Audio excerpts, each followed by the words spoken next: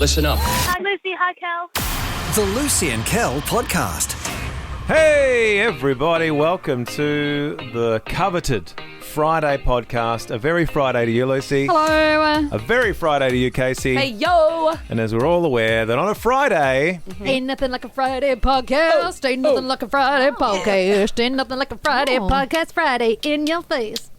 That is the official Friday podcast song. Wow, when did I do that? Last Friday? Absolutely last Friday. I have no recollection of the things I do. You have a terrible memory. That was kind of, I do.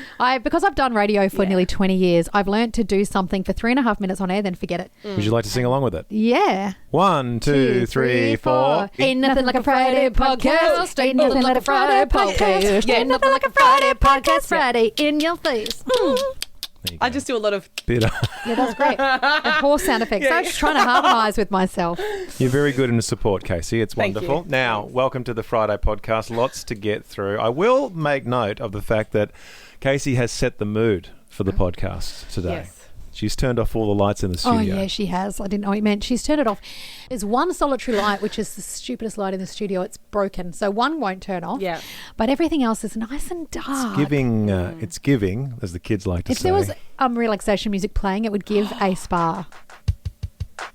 Oh, that's Centrelink. This is the most relaxing music ever. It's not This relaxing. music reminds me of Tom Cruise slow motion about to run into the aeroplane and jump on it. This is Centrelink. This is relaxing music. This is not relaxing. This This is- is not what you hear in a spa. You're not in Dota Spa hearing the Centrelink theme. I would love to hear this. This is slow motion action music. This is, Envision it. everyone's getting something different from this. Tell us what you get at Lucy and Cal Positive Media. Oh. This is... now, we've been... No, this isn't relaxing. This isn't relaxing, You and no. I tried it out. We've tried out one of those... What do they call them? Is it the deprivation tanks? What do they Sensory call them? deprivation tanks. Yeah, so it's like going into a swimming pool for yourself. Have you done that, Case? No, They're You never so gone to a good. flotation tank? I don't have a flotation Have you ever tank. gone into a flotation No. tank? It's so cool. It's amazing. like this. So it's this vibe, like in the dark, and you're in your own little body of water, Yeah. and you get left alone with no noises, no interruptions Lid shuts, for like an hour. and Why the would you water wanna- is full of salt, so your body floats. So you don't hear anything, see anything, feel anything. I've seen them, yeah. And we have done it regularly, and it is extraordinary. Like an hour in the tank is like a 10-hour sleep. Oh. What it does good for to your body. relax. Do you know what? I'm struggling with my stress levels You lately. should jump I should get into- back to it. Jump into a tank. Yeah. Stuffs your hair, but Eh. it is so enjoyable. I'm thinking about it now and I'm getting really relaxed. There you go. Beautiful. Girls' day out. You too. And if you're claustrophobic, don't shut the lid, but shutting the lid is the best. What do you Yes. get stuck? And you get different colours and stuff. You can choose colours don't get inside your stuck. little shell. Yeah, you can turn the lights off. You can have music or What no if you music. get stuck, did she say? Yeah, you don't get stuck. There is a button. I do know that they do have a button where they can Emergency button. They drain the that's good. tank. What if that breaks? Then you're trapped in there forever. Great. See, but this is the thing, right? And you've highlighted exactly what happens, Casey. We're so wound up Yeah. that the first 5 minutes in there, you're out of your mind. yeah. You're like, all the thoughts just flood into your head. Yeah. It took me many sessions to learn how to do it. You don't just relax on your first one because it's so different. It's like floating in space and time. Like Yeah. you're pitch black and you're floating. So it's a really strange sensation. So it probably took me 2 or 3 floats before I learned how to enjoy it. But it is extraordinary if you've never done it. I love it. People fall asleep as they float. Yeah, I might go do that. I've fallen asleep many I know. times. I've fallen asleep in there all the time. And then suddenly It's like the floating in lights space. come on and then you know you're meant to be getting out, the timer, and it's just beautiful. I love it. I'm going to book myself in the next week or so. Wow. Thursday's podcast was on the eve of Lucy's Hawthorn versus my St Kilda. Let's make it official. Lucy's Ridiculous Footy Tips. Our team's going head-to-head last night, and like a goose, I decided to agree with you that if St Kilda lost to Hawthorn, which we all knew was going to happen, even I, as a St Kilda supporter, knew this was going to happen. Everybody knew. And I even tipped St Kilda to make it official. So I'm already losing the footy tips this weekend. I mean, I don't know what Casey's done because Casey never puts the first footy tip in. But I am now because Oh, my so- strategy proved wrong. Oh, so you tipped Hawthorn as well, did you? Yeah. Wow. Of Thanks a course. lot, Okay. Casey. St Kilda's poops. Yeah, we are. Yeah. We're not great, especially against Hawthorn, who are fantastic. We had scored 5 points up to half time. You don't really see much football, Liz. Wow. But I cannot overestimate. How bad that is? I cannot tell you how only scoring 5 points in one half of a football match while the other team has scored almost 70 points. Is that humiliating? It's not great. Yeah, humiliating. All right, let's call it humiliating. Yep, it is. We Yeah. did a little better in the third quarter, but again, when the team you're playing has already scored close to 100 points in the first half, there's not much we could do. Your boys are great. Well, is it that my boys are great or that your boys are so bad? Both. Okay. It's both. So, the results are in. St Kilda has lost. Yep. Hawthorn has won. Yep. Lucy's now very... At the end of yesterday's podcast, Lucy was like, let's just see what happens. And then I'll make a decision. Yeah. on And now what- we've seen what's happened and we're making a And decision. Lucy's very up So, and about now. She's giant- very into this now. Giant back tattoo. That No, says, "I that love was not... Lucy." Yes. Do you want us to go back to I've the other even podcast? designed it. I've got a photo of it ready to go. No. I've trained to give tattoos as well, so No. you've got the person right here. You did not commit to an outcome because you were a scaredy cat at the end of yesterday's podcast. You did not commit to an outcome. So I think it's up to maybe myself and maybe producer Casey to come up with one of... I'm happy to do one of the suggestions from the family yesterday. Okay. Hear me out. Because you weren't really into this one. But I was fine with it. The results were if you lost, you'd have to spray paint your hair the colour of the St Kilda Football Club. Yeah. And again, you were saying no to everything yesterday. Yeah. Now that Hawthorn have won, you seem very open-minded about everything. The downside for me was that if Hawthorn won against St Kilda, which they did, that I would have to wear a wig Yep. every day of the week Yep. next week. Yep. And if everyone is on board this idea, I will commit to that. I will do radio every time we do breakfast with Lucy and Kel throughout the week, and every time we do the podcast, I will wear a different wig during that broadcast. Are we happy with that? Yep. Extremely. All right. It is agreed. What sort of wigs would you like me to wear? Oh my gosh. Should I do a perm? Mullet. We'll do a John Mohawk. Farnham mullet. We could do a Brian May perm. A big perm. A big curly perm. Big. Yeah. I don't know how it does mohawk work because I got to get the headphones on top of the wig while I'm broadcasting. Oh. Yeah, no. Yeah, well, that's unfortunate Just for you, a- isn't it? Yeah, I'll have to work around that. Just like a So little tough short, having hair. short back and sides wig. I will figure it out. What if I wore a bald cap on top of my bald head for one of the days? I was just thinking that. But No. I didn't say it because I knew Lucy would roll her eyes like Yeah, she You can does. put a little tuft of brown hair on the front of it. Gosh. Should we give him a beard wig? Like a goatee? Or something? I will say this. If I'm wearing wigs next week and pretending to have hair all next week, my wife will be very attracted to me. I will yeah. not. I That know. is not true. I know that's the opposite of You're what is going true. to give me the ick. You hate me with hair. Yeah. No. The whole week. Ugh. I do like the idea of producer Casey having to explain why every video we do next week is me wearing a wig. Just a little star in the bottom going, Yeah. Kel lost a bet. No more questions. Yeah. Could I I won't be have- taking any further questions Do you on know? this. Do you know the wigs they used to do in the 80s, which were like made out of? It's hard to describe. They were made out of like plastic, Yeah. Yes. and they were like different Blue, colours of the red. rainbow. Yeah. Oh, I'd love to wear one of those. Yeah, I got a friend who actually makes them professionally. Oh, that'd be great. My friend that I was showing you the other day, he actually makes them, and he makes them for stage all around the world because there's a lot of shows that wear them on stage, and Yeah, like you're a part of Starlight Express. yeah, like you're like a Ken doll or something like that. He makes those. He's the most famous one in the world. He's even made one for Katy Perry. She had a big red plastic one to look like Ariel, Oh, awesome. and he made Katy Perry's one. I could wear something like Judge's wig. I could do that. Okay. Be very official during the week. Alrighty, I'm looking forward to this. I'm excited. I'll have hair for a week. we're gonna have to find you some wigs. Is this really a punishment? I don't think so.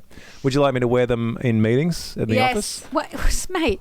You're wearing the wig from the moment you get up to the time you go to sleep. Okay. Wherever you are, if you're at Woolies, if you're at Coles, if you're going across the road to get a coffee, Yep. you're wigging up. Oh, great. This is a punishment, mate. It's not a fun walk in the park for you. Well, it was fun up until that moment.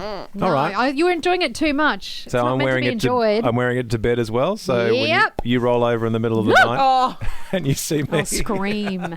So a normal night. The Lucy and Kel podcast. As of yesterday, our household gained 2 additional teenagers, everybody. Oh, thanks, Casey. Is that a round of applause to the teenagers or a round of applause to me? Because now I have to deal with teenagers. The twins turned 13. teenager as well last night. Oh, the twins have been waiting to be teenagers for quite some time. They're looking forward to it. They distinguish. I even had this conversation with Lucy. Lucy's a bit legalistic. And the kids are too, I found out. So the tweenagers have turned into teenagers. when we And then there was a butt big heads, discussion it's about glorious. whether or not being a teenager means you're not a kid anymore. No. Maddie goes, I'm officially not a child. I'll never be a child. And I said, no, you are, because you're 13. So by law, you're still. These are the sorts of conversations my and he son goes, and nah, my... I'm not a child. And I said, no, actually, you'll forever be a child. Because I said, for example, your dad, he is still child to his mum, Jenny. Kel is Matthew- still her child. I said, so you'll always be your dad's child. And Matthew then he did always not like that. Matthew is the one child that would check in on Lucy and say, how you going, Lucy? Hope you're doing well. Hope you had a great night's sleep. He's very sweet that way. But these two kick off with some very legalistic conversations sometimes. And I'm like, I think both of you need lawyers. Sometimes Kel comes in and goes, Do I need to get a solicitor in? guys. Guys, no one cares. He's 13. Get on with it. Blow out the candles on the cake. Anyway, it was a great night last night, and it's lovely. My twins are turning into lovely kids. And, you know, as a parent, sometimes you're like, whew, because, you know, you pretend that you have some sort of control over how your kids turn out. And I'm sure you do on a lot of levels. But also it's a roll of the dice. And they're doing pretty well. Last night we did the whole thing. We had their choice of dinner, which of course was McDonald's. Yes, sorry, Casey. Sorry, but that's the kids' choice. It's their birthday. So they enjoyed some McDonald's. We had the cake and the presents, and the cake was not something... Their mother cooks a great chocolate cake. Their dad does not. I'm not very good at cooking anything. So I went straight over to Coles and grabbed a chocolate cake. Went down very well, by the way. It was a beautiful one. Not a station sponsor, but the chocolate cake went down very well.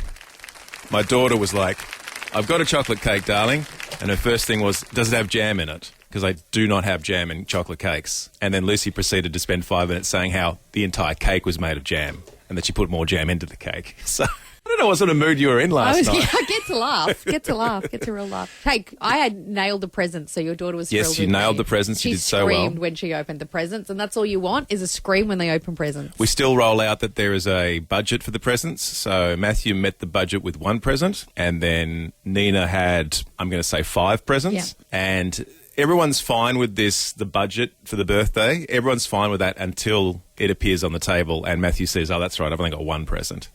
And Nina's got 5 presents. But he Isn't knew that the way with kids? They're always like, yeah, I'd love you to spend this much on my birthday, but they don't realise there's this little thing in them that when they see somebody with more presents, you can just see it on their face like, I don't think I thought this one through. A funny thing was he wanted this big Lego set that was expensive, so we got him that one Lego set, and which he then proceeded to build in 30 minutes. Because he's good at Lego. He's really good at Lego. And then we just And then sat there, and then he was like, built! And I was like, well, that was worth the hundreds of dollars it carried cost. it around. He carried it around the whole night and he took it home, so he loved it. So the very quick question I have for you is I saw something throughout all of these birthday celebrations, all of these birthday shenanigans.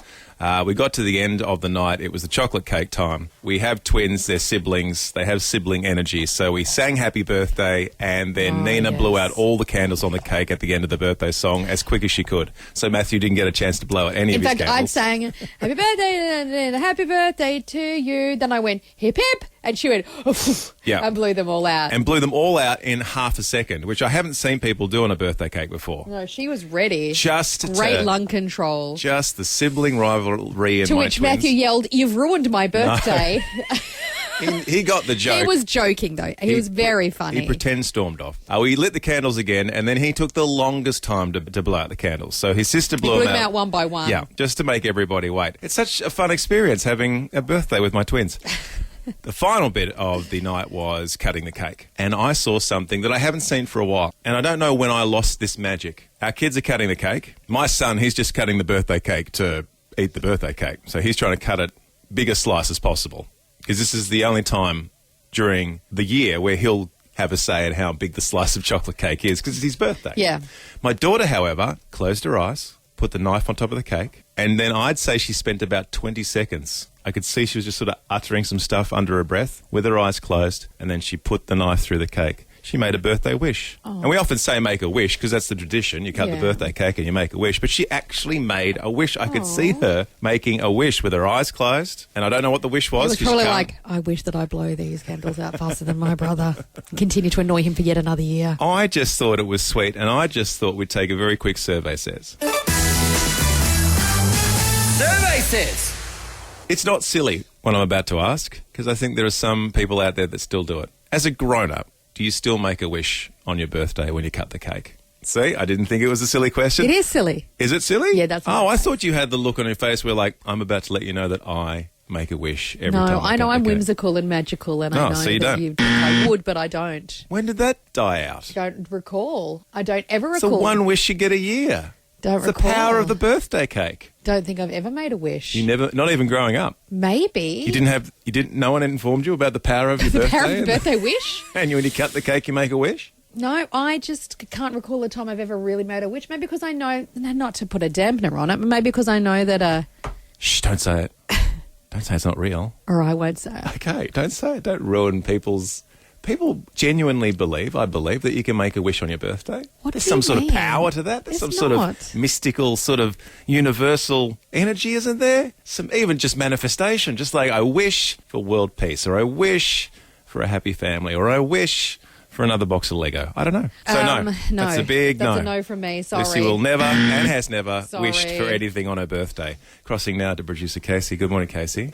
Good morning. Do you still have a birthday wish when you cut the birthday cake? Not anymore. But you did? Yeah, Oh, right. of course, growing up. Yeah, I thought it was a normal thing growing up. Yeah. Doesn't sound like Lucy had the same childhood that we had. Oh, so sad. Oh, so No, sad. I think I did, but I don't remember when it finished because I think I went, well, this is not real, so what's the point of doing this? Well, definitely. My daughter just turned 13 and she made a wish last night. Some of the stuff around birthdays is quite archaic. Do you remember, like, if you touch the bottom... I don't know if this was just my family, where you have to kiss the nearest boy. Yeah, that's the whole world's tradition. Yeah, it's but very- my family. Oh, never- that's fine, that rule. No, I- Being forced to kiss another man, that's fine on your I know, birthday. I don't know, but my family didn't do that one either. But making a quiet wish to yourself, ridiculous. In fact, the only tradition we really had in my family, especially as we aged, was Dad had to sing Happy Birthday by Oh, really? himself. Was that Dad's choice? No, because Dad is tone deaf, and we all laughed so hard. Oh, right. So it would be like, everyone be quiet, Bill. And then he'd be like, Happy birthday to you. Does and he then, think he's singing well? yes, he does. And we would all laugh, and that was our birthday tradition. Mine is Mum always does the hip hips. Mum's in charge of the hip hips. No, we've spoken about this on the show before. Let me just quickly say this real quick, Yeah. because it's important for people who've never listened to this show before. I came up with a theory probably around a decade ago, and it is the most truest theory of all theories, and you've never heard it before, and one day they'll write papers about it.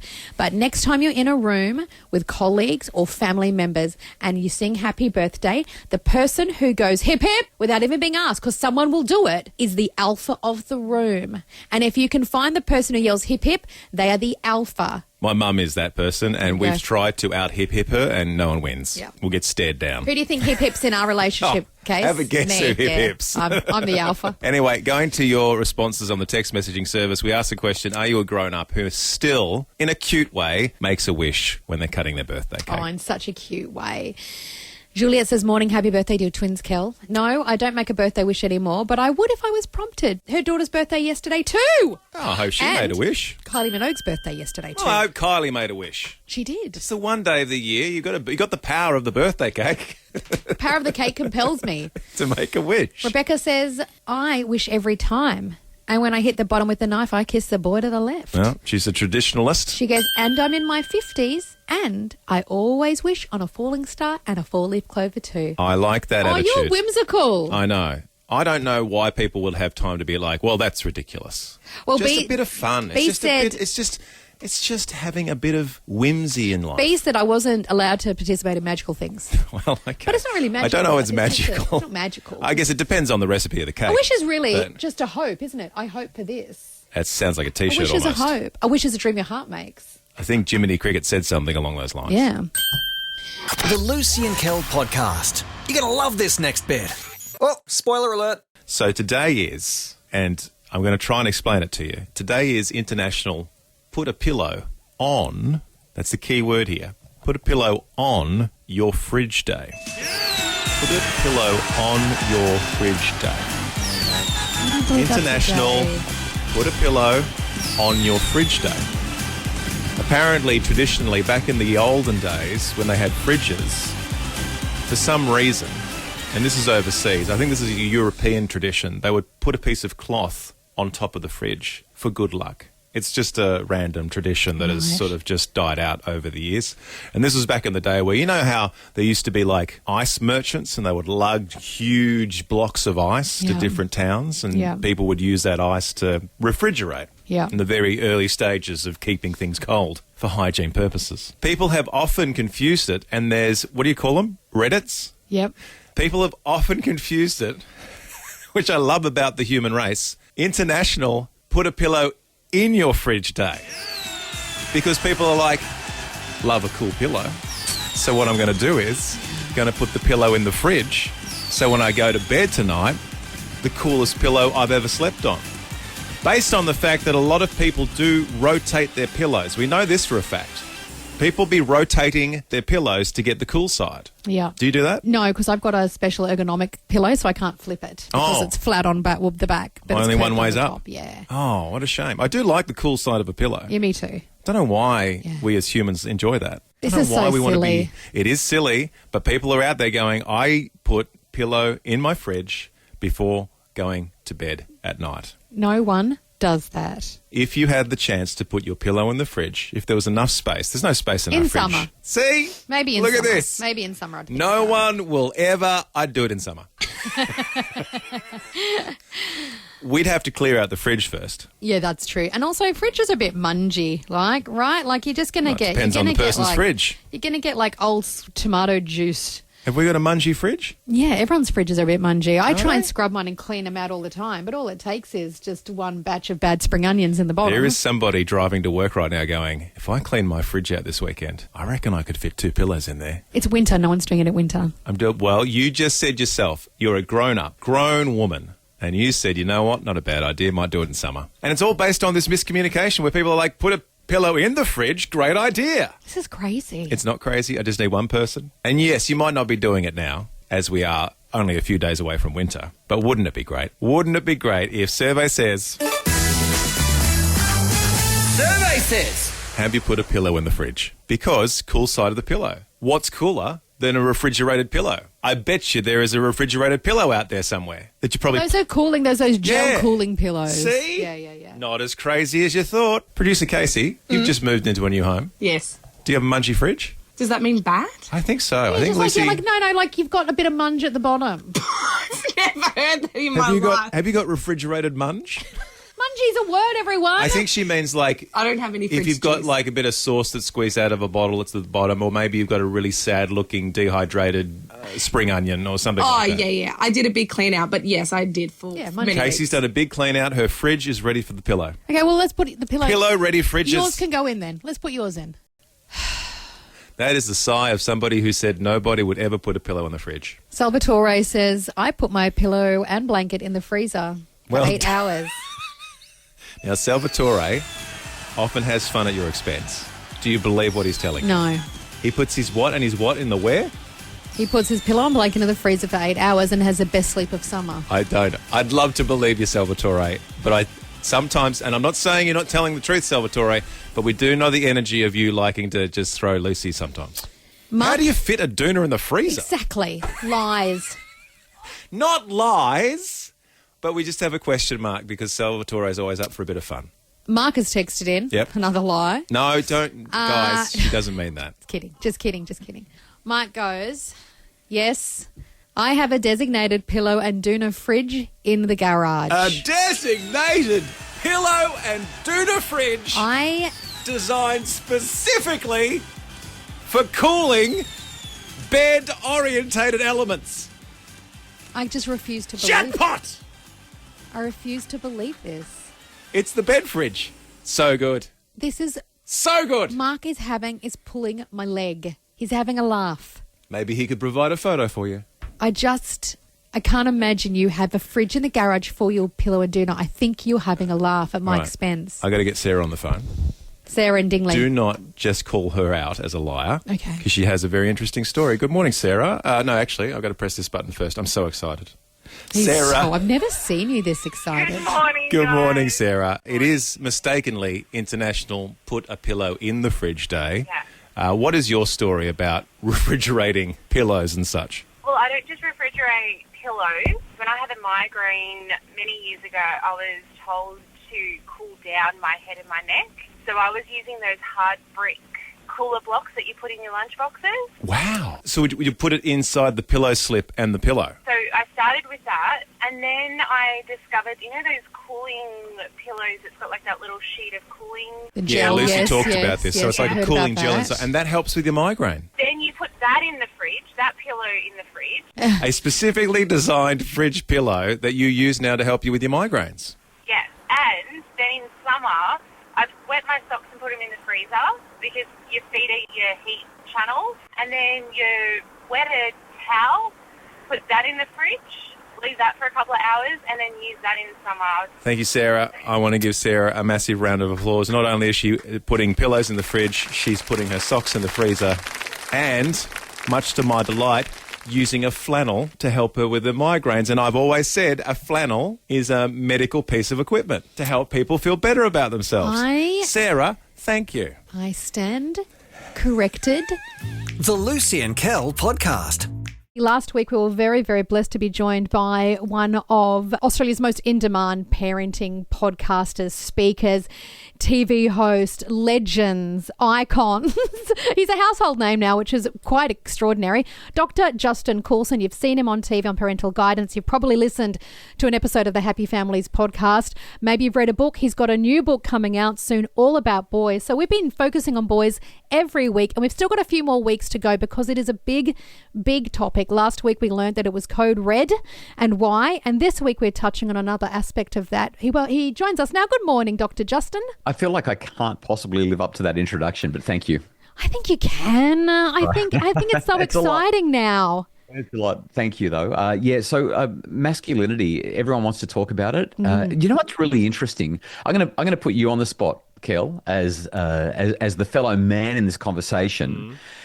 With no preparation at all. If I was to say what makes a healthy man, like how would you define what it is to be a healthy man? What's your instant response? My mum drummed into me respect for others, respect for, especially respect for women. So I think I had a very fortunate experience with my mother sort of drumming that in. I think I'm a quiet man as well. And I think a lot of men out there tend to be quite loud, and I don't mind a quiet man. I like being a quiet guy. I like being a guy that thinks a bit more deeply. I'm not suggesting I am a cookie cutter of what a man should be. I have a lot of flaws in my personality as well as a lot of positives. We all do, but I don't mind a respectful and quiet man. I don't necessarily think. Having said that, and this is me just rambling now, Dr. Justin. But having said that, I look back at my life, and most of my life was built around guys that I would look at. I would build my life around Arnold Schwarzenegger movies,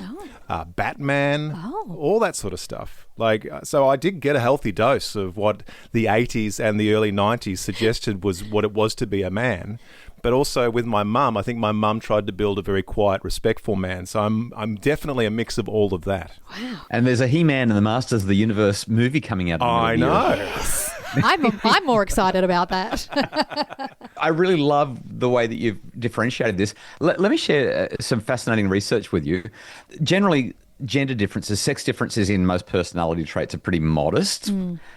When they're considered all together, though, what we start to see is some really large differences. And there's a psychologist called Paul Irwing. He's had a look at some of the biggest research in this area. And he put it like this. He says, when it comes to personality profiles, men and women are virtually different species. A lot of people mock John Gray for his book, Men Are From Mars, Women Are From Venus. But we really do see very, very strong differences in the male and the female personality at a societal level. You know, the biggest challenge at the moment is everyone wants to talk about toxic masculinity. And I just think that's a really unhelpful conversation, because the more you talk about it, the more you convince girls that boys are toxic, and the more you make boys feel awful about themselves for being a boy. You probably remember, it was a few years ago now, Brower College in Warrnambool. I hope I get the story exactly right. Please be a little bit forgiving if I don't get it exactly perfect. But essentially, a few years ago, during the Me Too movement, on an assembly that was about respect and consent and boys being considerate of others, all of the boys on assembly were asked to stand up and apologise to the girls, essentially for being male, apologise for everything that everyone with outdoor plumbing has done to everyone with indoor plumbing over the last however long.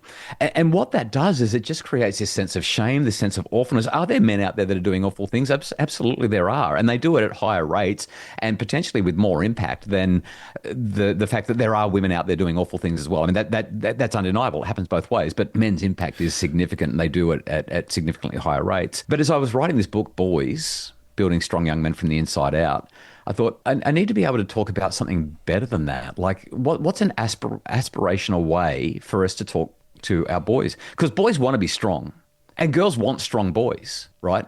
So how do we do that? And the definition that I settled on was this. Let's stop talking about toxic masculinity. It doesn't help the conversation, doesn't make anyone feel better. Let's talk about healthy masculinity. Healthy men help the people around them to feel safer and stronger. Two things that spring to mind. Your conversation with us about a week ago, Doctor, was that, and it really resonated with me, that the impulse control on a young man in his early 20s is about the same as an 11-year-old girl. Wild. And when we talk about guys jumping off the roof at their local school or oval, or we saw two brothers out the side of a next-door neighbour the other day. With Two sticks brothers hitting each other. They'd clearly been told to go outside by their mum and just go outside and be outside. And the first thing they did was they picked up two sticks and they started hitting each other like brothers. Yeah. And I got it straight away. And I said to Kel, we should pull over and I should say, stop hitting each other. But I understood what was going on. And it's hard to explain because the jumping off the roof stuff and accidentally setting things on fire stuff, as a man, you kind of get that. One person said to me once when I was growing up, and it stuck with me, being a man is kind of like controlling the boy inside you. Ooh.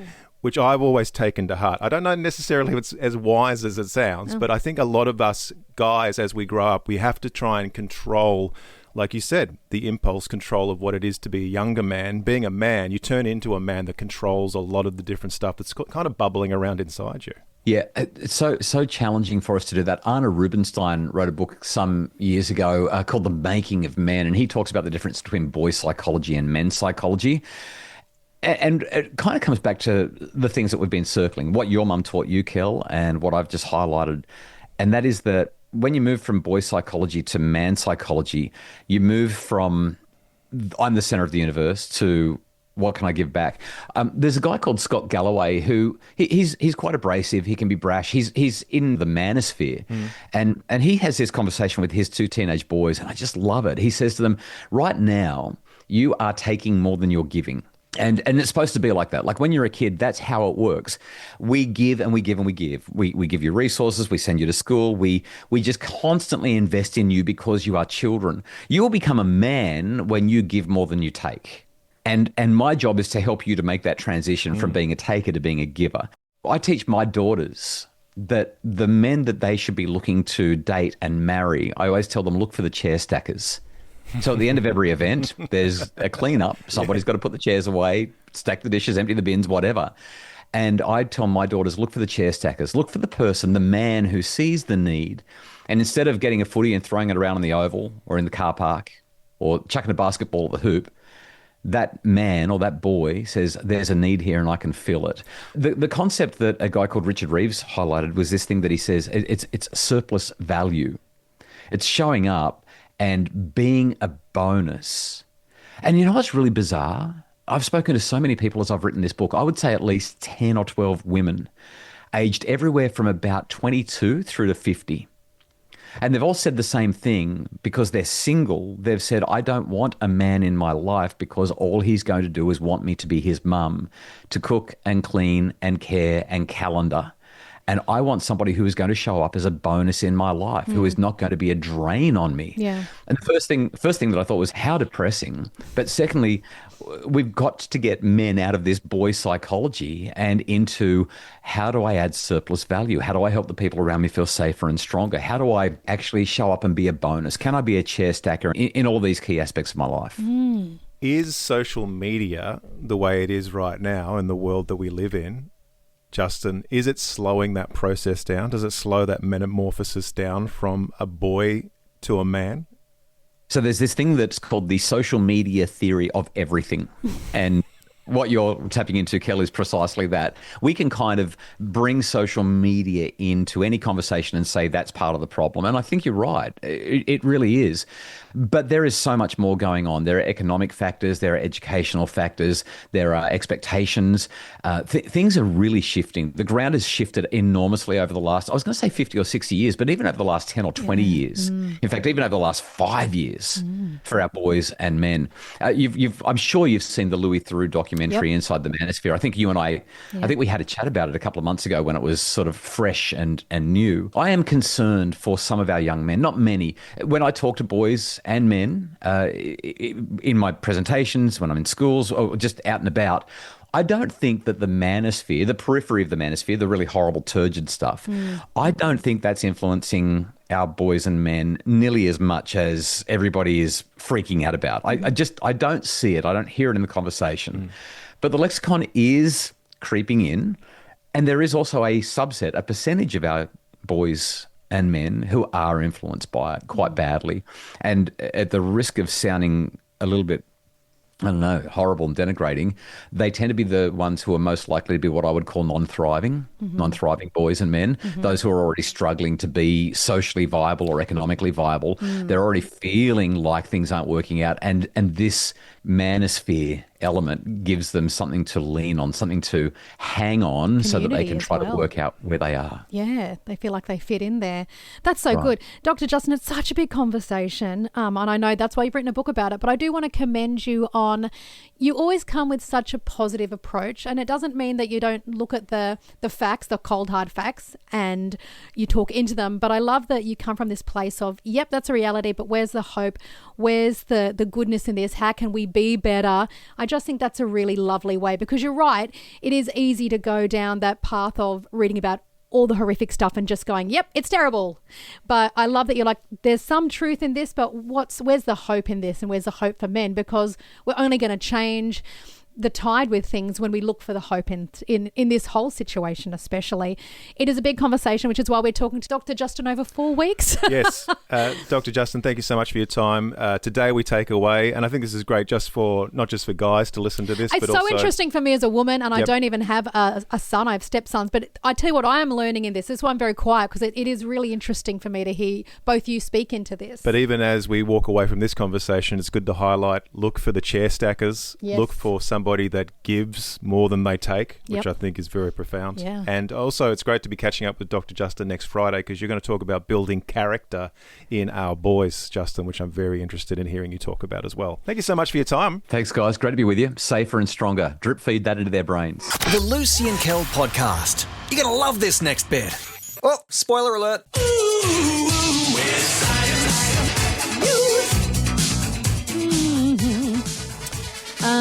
Not really weird science, because I think we all know this, but there is an article today in the papers about the morning habits of successful Australians that can boost your workday.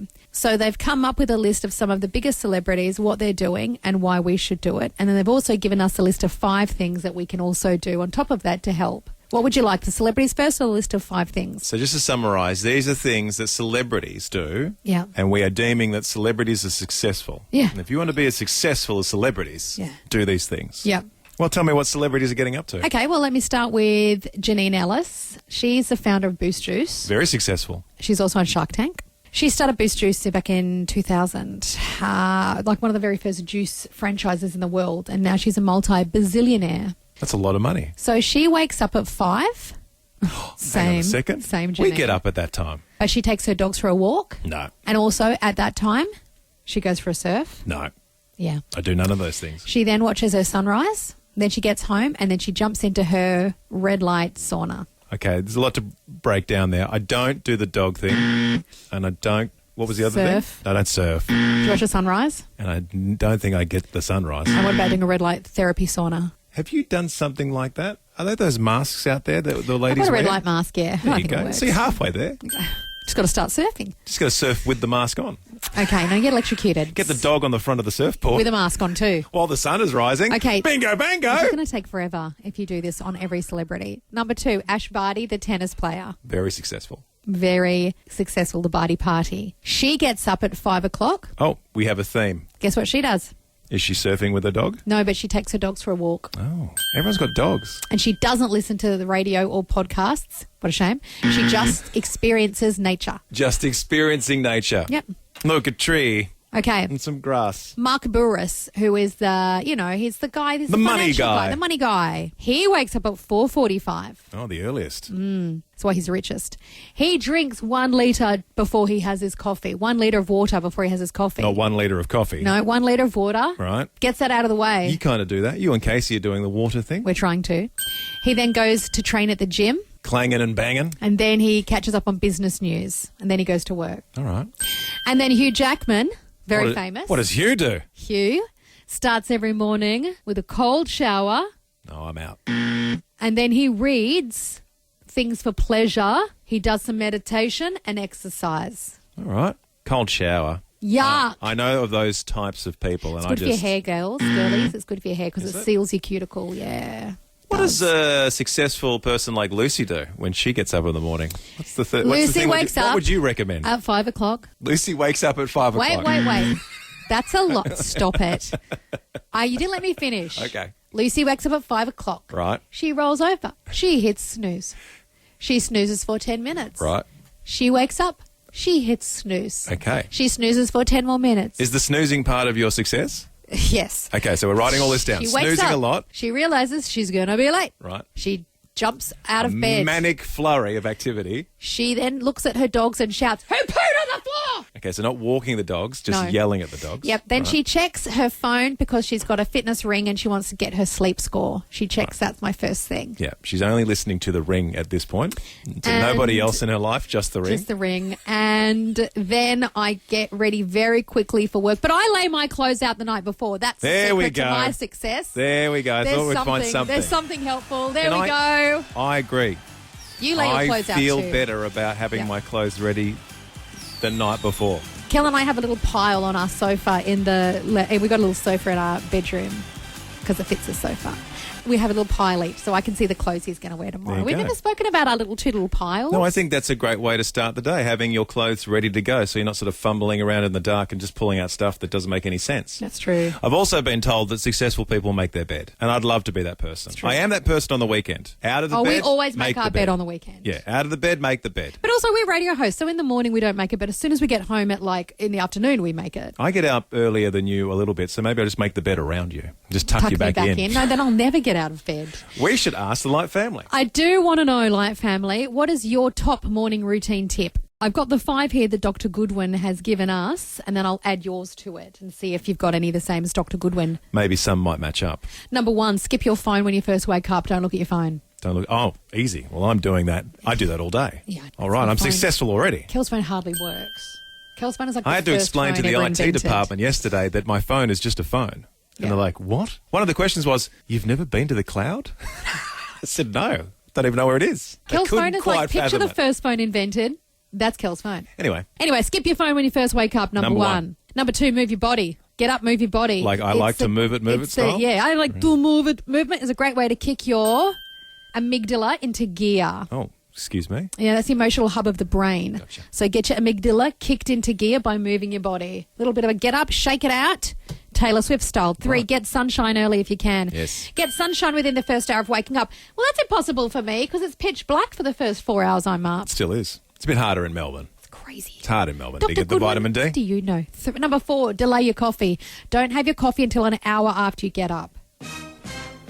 That's good. I don't know about that. Yeah, but you and I probably get up about 5 and we have our coffee about 6. So. Yeah, all right. I don't want to delay my coffee too much. But then you don't get an afternoon slump. That's what she's saying. All right. And then she's saying this. Create a work playlist. So set up a music playlist and play these songs before going to work, which helps your brain make the association it's time for work A mode. bit like when we talked about Coles, bit like Yeah. you know, but pump don't make it up. a work playlist. Just turn on the light and make that the brain connection to go, I'm listening to Lucy and Kel. That means I'm going to have a great day and I'm heading off to work or school or whatever. All right, so 5 official tips from the doctor. Yes. And okay. now your tips, Melvin. Now your tips. Kiara in Brunswick West says she does coffee and puzzles with her hubby. Oh, bit of caffeine and then Puzzle? What do you mean? like a Sudoku? a Wordle? Is there a jigsaw in the table? Are you doing a bit of a jigsaw before? Oh, you mean a literal puzzle? Well, I don't know. All right. Who Maybe. knows? Kiara knows. Maybe it's a lovely landscape of a waterfall or something like that. Gardener Craig, his little morning routine, you're going to love this. Is it gardening? No, because gardeners don't garden, like plumbers don't plumb their own house. I'm sure Craig's gardens are overgrown. Now listen, Craig does this. I give my wife a protection kiss on the forehead. A protection kiss? What's a protection kiss? If you know, you know. Have I given you a protection kiss? Yes. Oh, okay, cool. Is it just a kiss? Yes. Okay.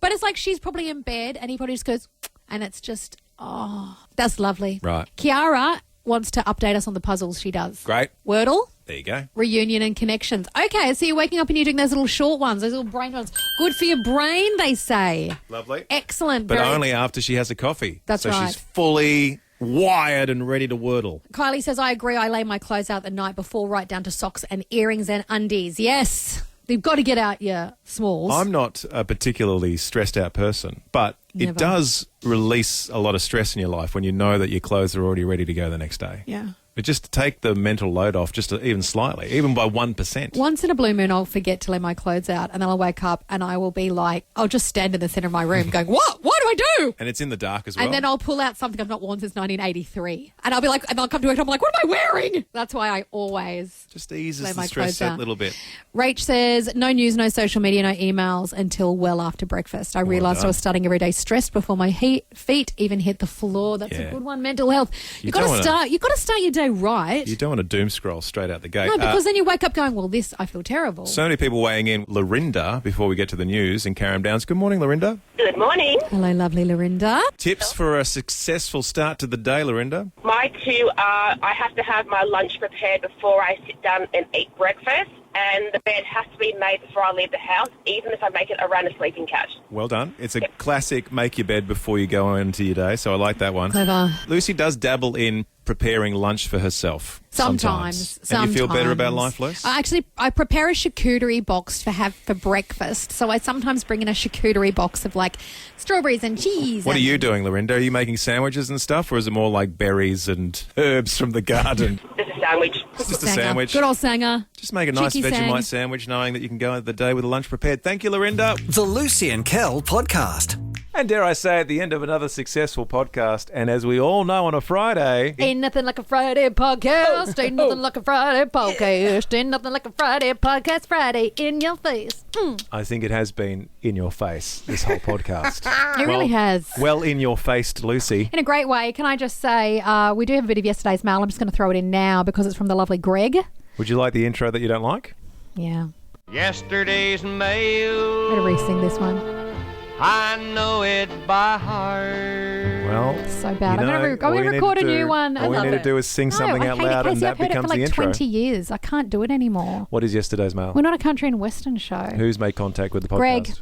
Greg just sent this 2 days ago. Yo, I love you too. Yo, yo. And Casey. He's speaking Casey Yeah. in my language. Yo, yo. Yeah. So he loves everyone. Thanks for In which order? you two and Casey. Okay, fair enough.